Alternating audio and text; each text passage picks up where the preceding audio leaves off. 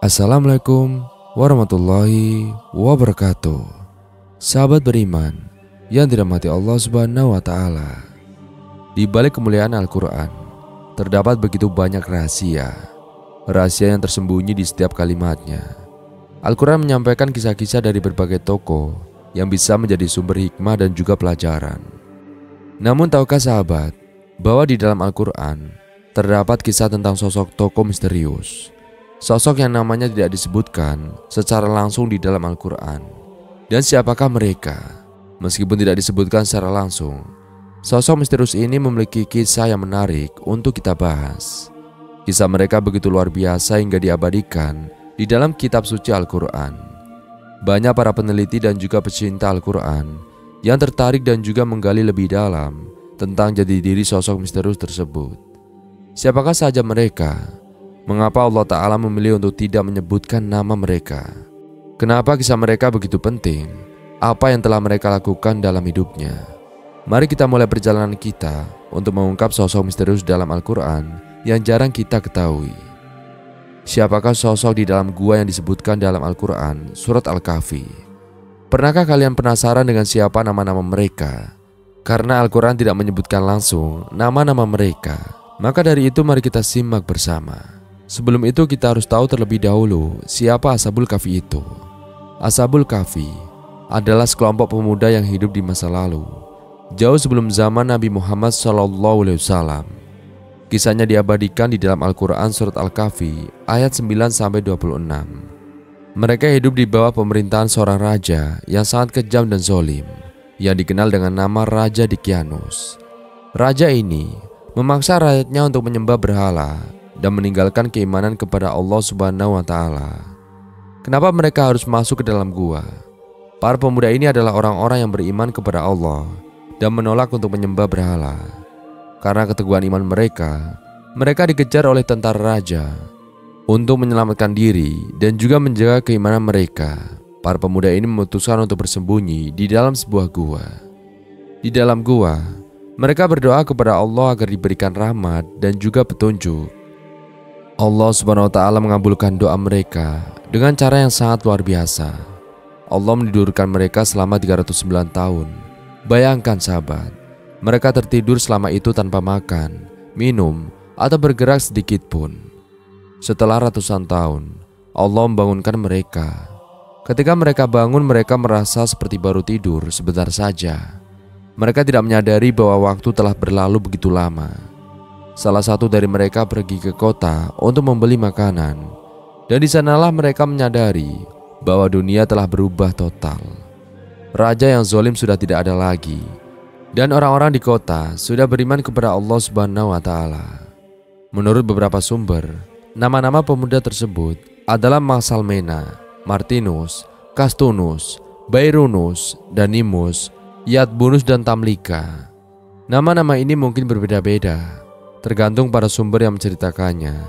Tetapi intinya tetap sama, mereka adalah pemuda-pemuda yang beriman dan teguh dalam keyakinan mereka. Lalu di manakah lokasi gua tersebut? Ada banyak sekali pendapat mengenai hal ini. Gua tempat mereka bersembunyi diyakini berada di beberapa lokasi berbeda. Salah satunya adalah di dekat kota Efesus di Turki. Sementara ada juga yang percaya bahwa gua tersebut berada di Aman atau Yordania. Terlepas dari nama dan tempatnya yang masih menjadi misteri, hanya Allah lah yang tahu.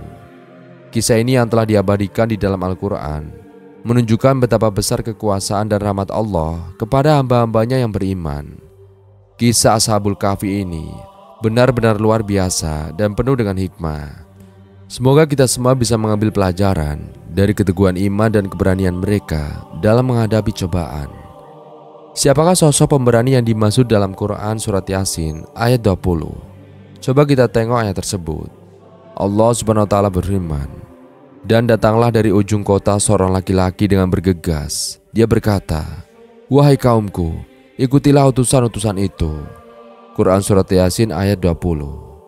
Dalam ayat tersebut disebutkan seorang laki-laki yang datang dari ujung kota dengan bergegas untuk memberi nasihat kepada kaumnya agar mengikuti para utusan Allah Ta'ala.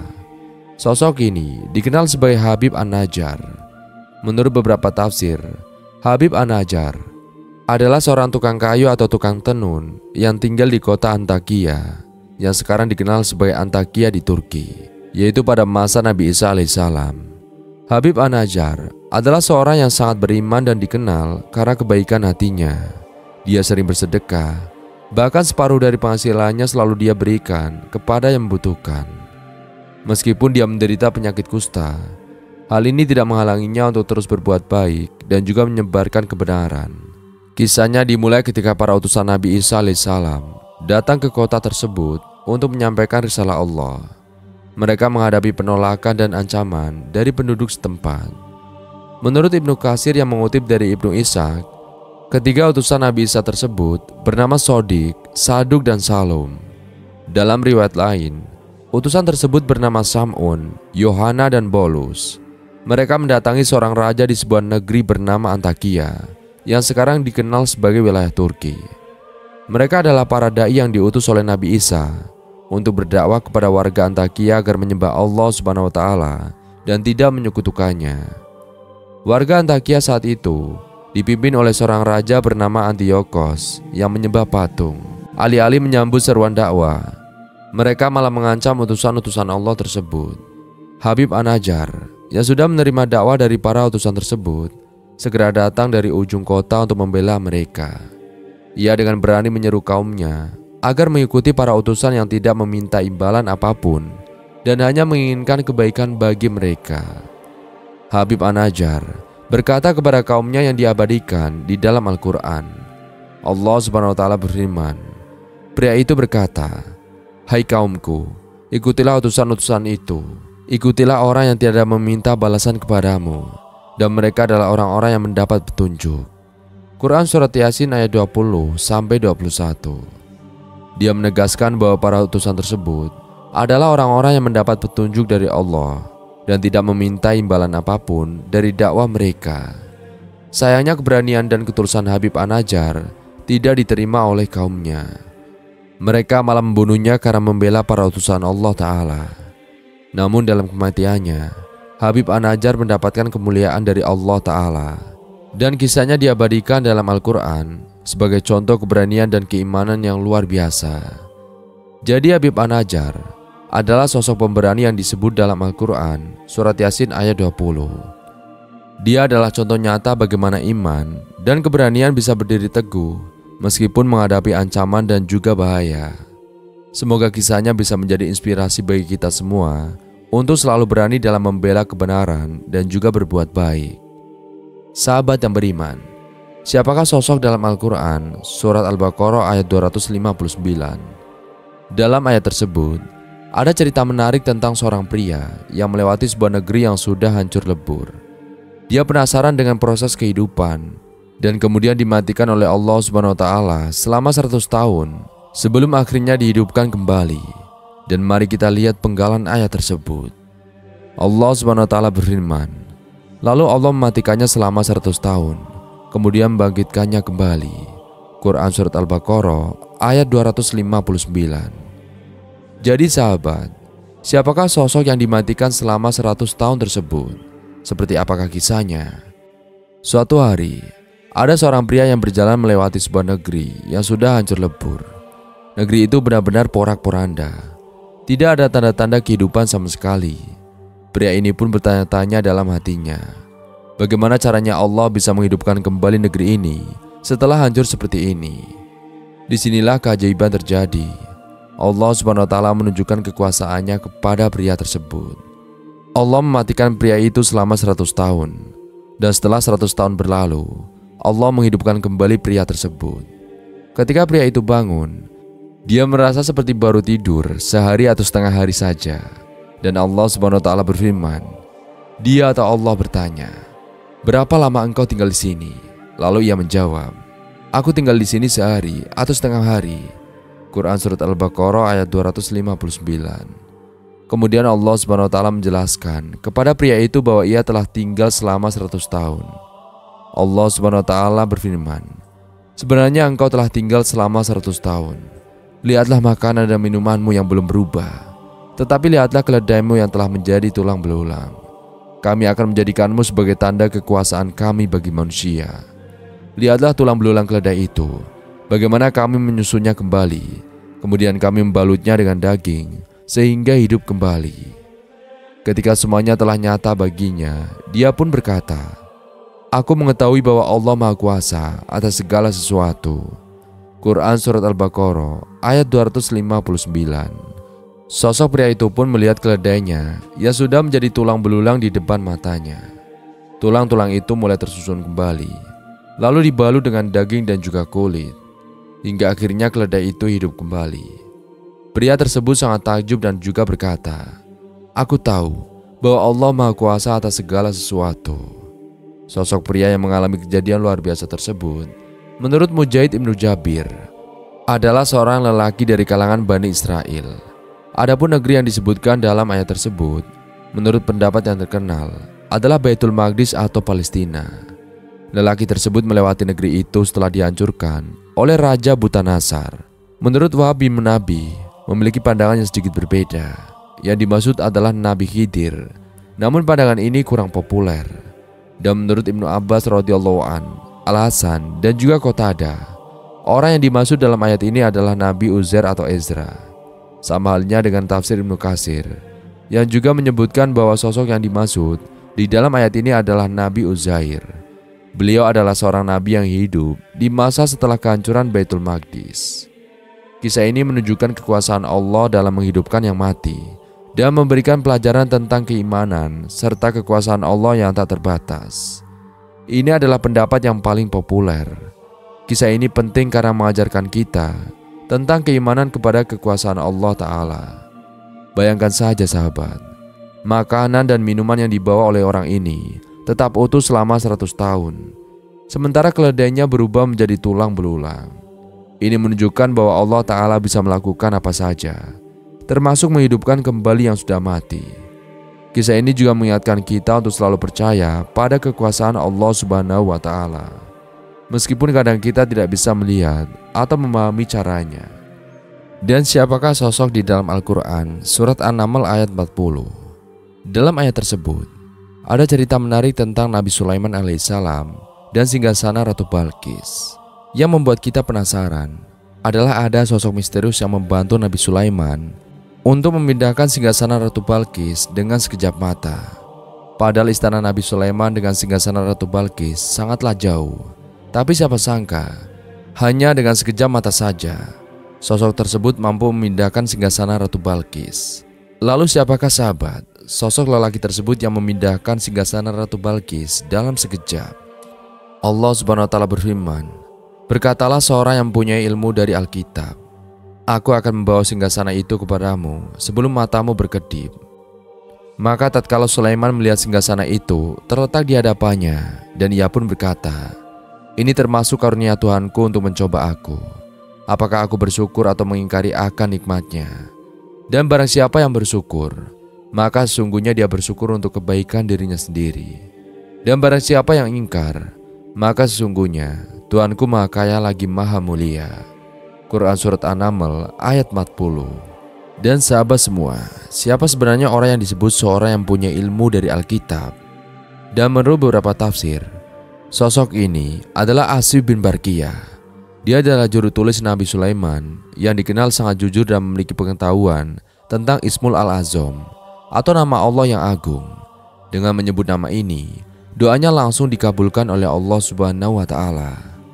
Kisah ini dimulai ketika Nabi Sulaiman alaihissalam dan Ratu Balqis sedang merencanakan suatu pertemuan diplomatik antara kedua pemimpin kerajaan tersebut. Nabi Sulaiman alaihissalam menginginkan pemindahan singgasana Ratu Balqis dari Sabah di Yaman ke kerajaan Nabi Sulaiman di Palestina dalam waktu sekejap. Mengenai hal ini, salah satu pengikutnya dari golongan jin menyatakan kesanggupannya dengan jaminan bahwa singgasana itu akan pindah sebelum Nabi Sulaiman berdiri dari tempat duduknya. Namun mendengar penawaran jin ifrit itu, tampaknya Nabi Sulaiman belum merasa puas. Kemudian seorang menanggapi dengan jawaban yang sangat luar biasa. Orang tersebut adalah Asy bin Barqiyah. Dia menyatakan kesanggupannya untuk memindahkan singgasana Ratu Balqis dalam sekejap mata. Asy bin Barqiyah pun langsung berdoa dengan menyebut Ismul Al-Azam dalam sekejap mata singgasana itu sudah ada di hadapan Nabi Sulaiman. Kisah ini menunjukkan betapa besar kekuasaan Allah dan juga pentingnya ilmu. Asy bin Barqiyah bisa melakukan hal luar biasa itu bukan karena kekuatannya sendiri, tetapi karena ilmunya tentang nama Allah yang agung dan doanya yang tulus. Ini juga menjadi pengingat bagi kita untuk selalu bersyukur atas nikmat yang diberikan Allah Ta'ala, karena syukur itu kembali untuk kebaikan kita sendiri. Setelah sosok Asy bin Barqiyah memindahkan singgasana Ratu Balqis, sosok tersebut tidak disebutkan lagi namanya di dalam Al-Quran. Hingga kini, identitas orang yang mempunyai ilmu dari Alkitab tersebut tetap menjadi rahasia Allah yang tersembunyi. Dan ada juga sosok yang dimaksud di dalam Al-Quran surat Al-Mu'minun ayat 26. Menurut beberapa tafsir, adalah pengikut Fir'aun yang membela Nabi Musa alaihissalam. Mari kita lihat bunyi ayatnya. Allah Subhanahu wa Ta'ala berfirman, dan Fir'aun berkata kepada pembesar-pembesarnya, biarkanlah aku membunuh Musa alaihissalam. Quran surat Al-Mu'minun ayat 26. Cerita ini bermula ketika Fir'aun merasa khawatir bahwa ajaran Nabi Musa alaihissalam akan membuat rakyatnya berbalik melawan dirinya dan sistem kepercayaan yang sudah lama dianut. Karena itu, Fir'aun berencana untuk membunuh Musa alaihissalam agar ancaman tersebut hilang. Di tengah-tengah rencana jahat Fir'aun, muncul sosok di antara pengikut Fir'aun yang selama ini menyembunyikan keimanannya. Pria ini merasa perlu untuk menunjukkan jati dirinya guna mencegah rencana jahat tersebut. Allah Subhanahu wa Ta'ala mencatat peran penting sosok pria ini di dalam Al-Quran. Allah Ta'ala berfirman, dan seorang laki-laki yang beriman di antara pengikut-pengikut Fir'aun yang menyembunyikan imannya berkata, apakah kamu akan membunuh seorang laki-laki karena dia menyatakan Tuhanku ialah Allah, padahal dia telah datang kepadamu dengan membawa keterangan-keterangan dari Tuhanmu. Dan jika ia seorang pendusta, maka dialah yang menanggung dosa dustanya itu. Dan jika ia seorang yang benar, niscaya sebagian bencana yang diancamkannya kepadamu akan menimpamu. Sesungguhnya Allah tidak menunjukkan orang-orang yang melampaui batas lagi pendusta. Quran surat Al-Mu'minun ayat 28. Lalu siapakah sebenarnya pria ini? Menurut beberapa tafsir, termasuk Asy'ari dan Ibnu Katsir, sosok pria yang dimaksud adalah seorang dari keluarga Fir'aun yang menyembunyikan keimanannya. Beberapa sumber mengatakan bahwa dia adalah sepupu atau kerabat dekat Fir'aun. Bayangkan saja, dia harus hidup dalam lingkungan yang sangat berbahaya bagi orang yang beriman kepada Allah, tetapi dia tetap teguh dengan keyakinannya. Pria ini muncul di saat yang kritis, ketika Fir'aun dan para pengikutnya berencana untuk membunuh Nabi Musa alaihissalam karena mengajarkan tentang Allah. Pria ini berdiri dan berbicara, berusaha menyadarkan kaumnya dengan logika sederhana. Jika Musa bohong, dia sendiri yang akan menanggung akibatnya. Tetapi jika Musa benar, maka kalian semua yang akan menanggung dampaknya.